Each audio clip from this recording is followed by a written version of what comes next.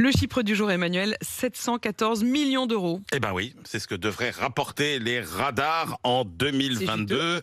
Selon le projet de loi qui est examiné actuellement par l'Assemblée nationale. Alors, c'est beaucoup, mais c'est moins qu'en 2017, à l'époque où est arrivé donc Emmanuel Macron à l'Élysée, puisque en 2017, les flashs avaient fait rentrer 825 millions d'euros dans les caisses de l'État. Emmanuel Macron sera donc le seul président à afficher à son bilan.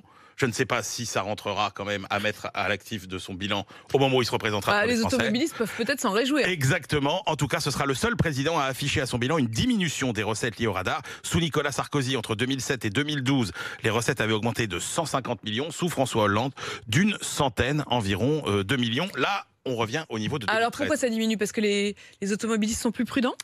Alors non, en fait, il y a deux phénomènes. Alors il y a un phénomène, évidemment, c'est la crise sanitaire, ça personne n'y peut rien. Quand le trafic a chuté de 40 à 50% dans les grandes métropoles, bien évidemment, il y a beaucoup de radars dans les métropoles, ça a fait chuter les recettes techniquement. Mais quand même, Emmanuel Macron, il a pris en pleine face le mouvement des Gilets jaunes, rappelons-le. Au début, Emmanuel Macron, il est très dur sur la politique de restriction routière, puisque, rappelez-vous, les 80 km/h sur les routes à deux voies, c'est lui, les radars embarqués, etc. Et à l'automne 2018 même, on espère à Bercy qu'on franchira le milliard d'euros de recettes. Et là, patatras, les Gilets jaunes, les dégradations de radars. Il faut savoir que les radars ont fonctionné à peu près à 75% de leur capacité au moment des Gilets jaunes. D'habitude, c'est autour de 95%. Et puis, on voit bien que on n'a pas voulu revenir trop vite non plus sur le sujet pour éviter, entre guillemets, de provoquer les automobilistes. Et puis, pour Bercy, il n'y aura pas de retour à la normale avant 2004-2025,